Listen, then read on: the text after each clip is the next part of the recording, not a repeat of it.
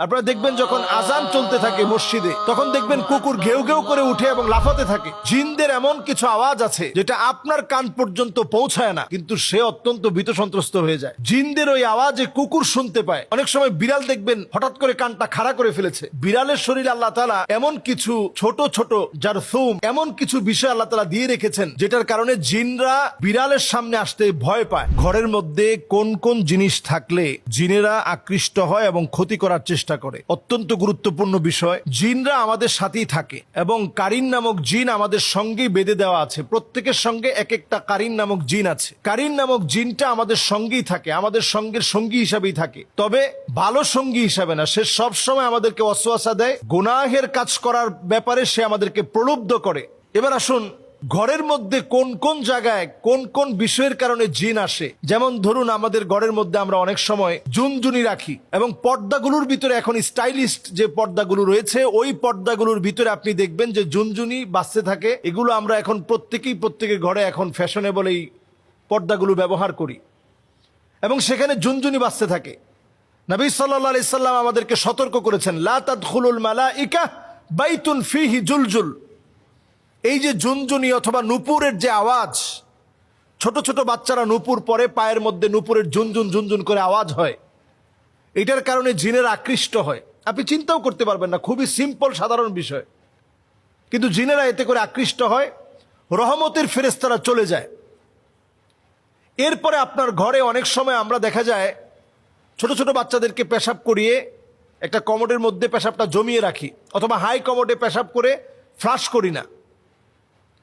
এই কারণে জিন আপনার প্রতি আকৃষ্ট হয়, ক্ষতি করার চেষ্টা করে। বাউলুন মুনকাতা, হাদিসের মধ্যে বলা হয়েছে যে কোথাও যদি পেশাব জমিয়ে রাখা হয় তাহলে ওই জায়গা জিনের কাছে পছন্দের জায়গা হয়। তাহলে এই জায়গায় পরিষ্কার পরিচ্ছন্নতাকে নিশ্চিত করা।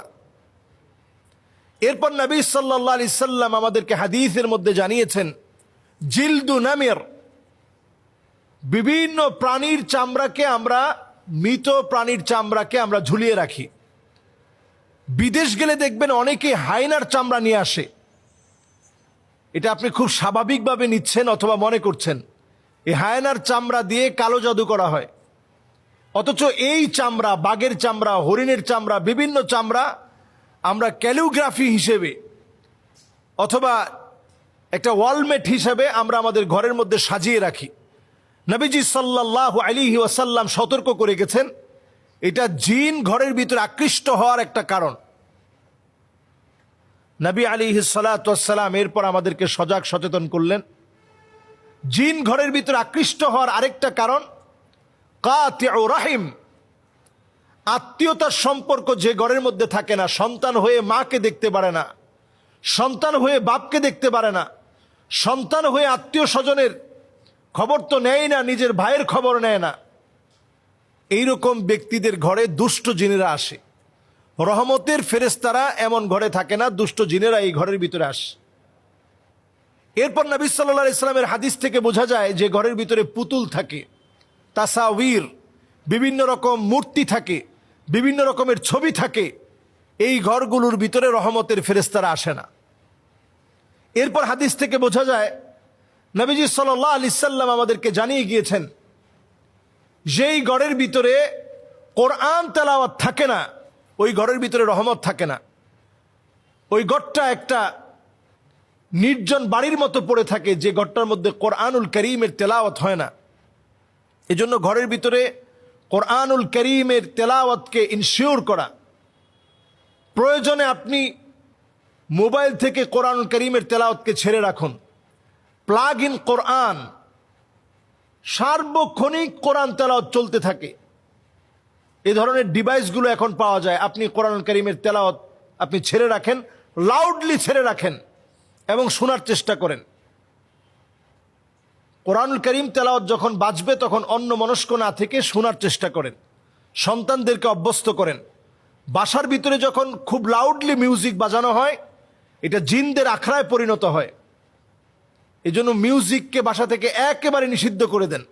আমাদের কলিং বেলে মিউজিক, আমাদের মোবাইলের রিংটোনে মিউজিক, আমাদের বাচ্চাদের খেলনার ভিতরে মিউজিক, ছোট বাচ্চাদের জুতার ভিতরে পর্যন্ত মিউজিক, এবং দেখবেন সাইকেল কিনেছেন, সেটার বেলের ভিতরে পর্যন্ত মিউজিক, সব জায়গায় মিউজিক।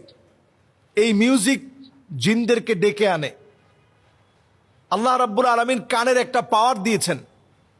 কুকুর কিন্তু আমার মতো শুনে না, বরং ছোট্ট মৃদু একটা আওয়াজ আছে যেটা কুকুরকে ভীত সন্ত্রস্ত করে ফেলে। আপনি অনেক সময় এই আওয়াজটা কানের মধ্যে শুনতেই পাবেন না, কিন্তু জিনদের ওই আওয়াজের কারণে কুকুর ভীত সন্ত্রস্ত হয়ে দৌড়াতে থাকে। আপনারা দেখবেন যখন আজান চলতে থাকে মসজিদে, তখন দেখবেন কুকুর ঘেউ ঘেউ করে উঠে এবং লাফাতে থাকে। তখন জিনেরা কুকুরের মুখ দিয়ে প্রবেশ করে পিছনের পথ দিয়ে বের হওয়ার কারণে প্রচণ্ড ভীত সন্ত্রস্ত হয়ে কুকুর লাফাতে থাকে। ওই আওয়াজ, ওই সময়ের সিচুয়েশন, জিনদের এমন কিছু আওয়াজ আছে যেটা আপনার কান পর্যন্ত পৌঁছায় না, কিন্তু সে অত্যন্ত ভীত সন্ত্রস্ত হয়ে যায়। জিনদের ওই আওয়াজে কুকুর শুনতে পায়। অনেক সময় বিড়াল দেখবেন হঠাৎ করে কানটা খাড়া করে ফেলেছে। বিড়ালের শরীরে আল্লাহ তাআলা এমন কিছু ছোট ছোট জারথুম, এমন কিছু বিষয় আল্লাহ তাআলা দিয়ে রেখেছেন যেটার কারণে জিনরা বিড়ালের সামনে আসতে ভয় পায়। ছোট ছোট পাখি আমরা লালন পালন করি, কাকাতুয়া, লাভবার্ড, টিয়া পাখি, কবুতর, ময়না, এ জাতীয় অনেক পাখি আমরা এখন লালন পালন করি। কিছু প্রকারের পাখি আছে যেগুলোকে জিন প্রচণ্ড ভয় পায়। এদের দিকে আকৃষ্ট হয়ে আসতে নিয়ে ভয়ে ভীত সন্ত্রস্ত হয়ে জিন চলে যায়। কিছু পাখি ঘরের মধ্যে বরকত নিয়ে আসে। এজন্য পাখিগুলোকে যদি আমরা লালন পালন করতে চাই, তাদের হক ঠিক রেখে, খাবার দাবার ঠিক রেখে লালন পালন করতে হবে। ঘরগুলোকে প্রতিনিয়ত কোরআনুল কারীমের তেলাওয়াত ছেড়ে দিয়ে বরকতে পূর্ণ করতে হবে। কুকুর থাকলে ঘর থেকে বের করে দিতে হবে। যদি ঘরের ভিতরে বড় বড় পুতুল থাকে, এগুলোকে সরিয়ে ফেলতে হবে। আত্মীয়তার সম্পর্ক না থাকলে বৃদ্ধি করা লাগবে।